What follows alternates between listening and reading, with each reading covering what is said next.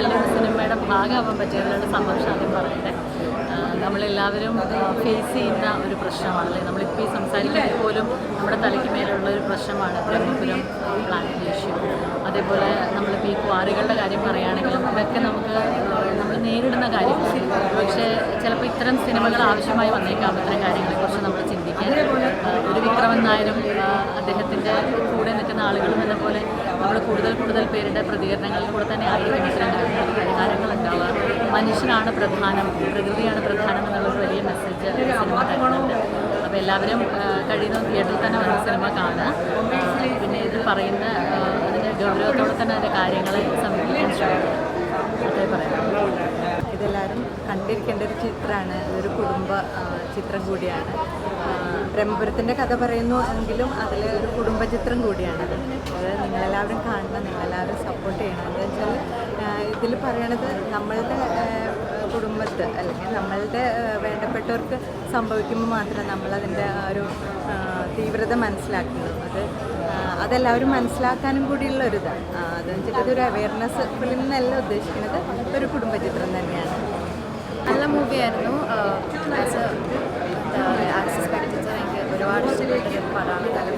അത് പറഞ്ഞ പോലെ തന്നെ വളരെ റെലവെൻ്റ് ആയിട്ടുള്ള 2 ടോപ്പിക്സ് ഡീൽ ചെയ്യണമായിരുന്നു. ഒരെണ്ണം ബ്രഹ്മപുരം നമ്മളെല്ലാവരും ഫേസ് ചെയ്തത്. എനിക്കൊക്കെ എക്സാം ടൈമിനായിരുന്നു, ബോർഡ് എക്സാം ടൈമിന് നടന്ന ഒരു പ്രോബ്ലമാണ്. അപ്പം അത്രയും സീരിയസ് ആയിട്ടുള്ള പ്രശ്നം ഇപ്പോഴും തീരുന്നില്ല. അതും ഒരു കറപ്ഷന് കാരണം എന്ന് പറയുമ്പം ഒരു വിഷമമുണ്ടല്ലോ.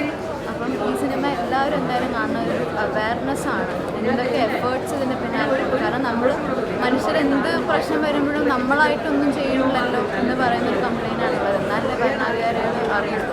ഇതിലവർ കൃത്യമായിട്ട് കാണിക്കണം എന്തോരം എഫേർട്ട് ഓരോരുത്തരും ഇടുന്നുണ്ട്. പക്ഷേ എന്നിട്ടും ഇഗ്നോർ ചെയ്യാൻ ചൂസ് ചെയ്യുന്നതുകൊണ്ട് അവർ ഇഗ്നോർ ചെയ്യും. സോ എനിക്ക് ഇത്രേ പറയാനുള്ള. എല്ലാവരും ഈ പടം കാണണം.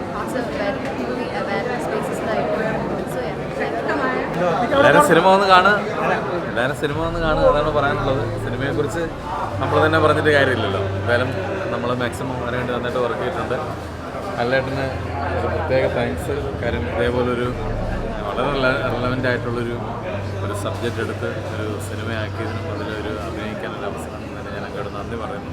പിന്നെ എല്ലാവരും ഈ സിനിമ കാണുക, നിങ്ങളുടെ അഭിപ്രായങ്ങൾ അറിയിക്കുക. എന്തായാലും ഇപ്പം പറയേണ്ട ഒരു കാര്യം തന്നെയാണ്, വളരെ സീരിയസ് ആയിട്ട് നമ്മൾ ചിന്തിക്കേണ്ട ഒരു കാര്യം തന്നെയാണ്. അപ്പോൾ എന്തുകൊണ്ടും അത് പറയാൻ പറ്റുന്ന അല്ലെങ്കിൽ സിനിമ വരേണ്ട ഒരു സമയത്ത് തന്നെയാണ് റിലീസ് ചെയ്തിരിക്കുന്നത്. ബാക്കിയൊക്കെ എൻ്റെ നിങ്ങളോട് പറയും. അല്ല, എനിക്ക് കൂടുതലൊന്നും പറയാനുള്ളത് സിനിമയിലൂടെ പറഞ്ഞിട്ടുണ്ട്. എല്ലാവരും സിനിമ വന്ന് കാണണമെന്നുള്ള അഭ്യർത്ഥനയാണ് പറയാനുള്ളത്. നമ്മുടെ മാക്സിമം നമ്മൾ സ്ക്രീനിൽ എത്തിച്ചിട്ടുണ്ട്. ബാക്കി ജനങ്ങളാണ് ഇതിൻ്റെ ഒരു വിധികർത്താക്കൾ. അപ്പോൾ ജനങ്ങൾ തീർച്ചയായിട്ടും വന്ന് കാണണമെന്നുള്ള അഭ്യർത്ഥനയാണ് വെക്കാനുള്ളത്. ഈ സിനിമ കണ്ടിട്ട് എനിക്ക് തിയേറ്ററിൽ നിന്ന് അങ്ങോട്ട് തിരിച്ചിറങ്ങാനായിട്ട് തോന്നിയില്ല. ഇത് സാധാരണ പറയുന്ന ഒരു റിവ്യൂ ആണ് എന്ന് വിചാരിക്കരുത്.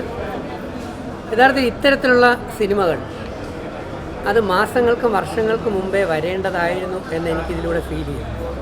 നമുക്ക് തന്നെ അറിയാം, ബ്രഹ്മപുരം മാലിന്യ പ്ലാന്റ് കത്തിയപ്പോൾ ഞാനിപ്പോൾ ആലുവയിൽ സ്റ്റേ ഉള്ള ആളാണ്. ഒത്തിരി ശ്വാസമുട്ടലുകളും ശരീരത്തിൽ ഒരുപാട് അലർജിക്കും ആയിട്ടൊക്കെയുള്ള ഒരുപാട് അവസ്ഥകൾ നമുക്കുണ്ടാകും.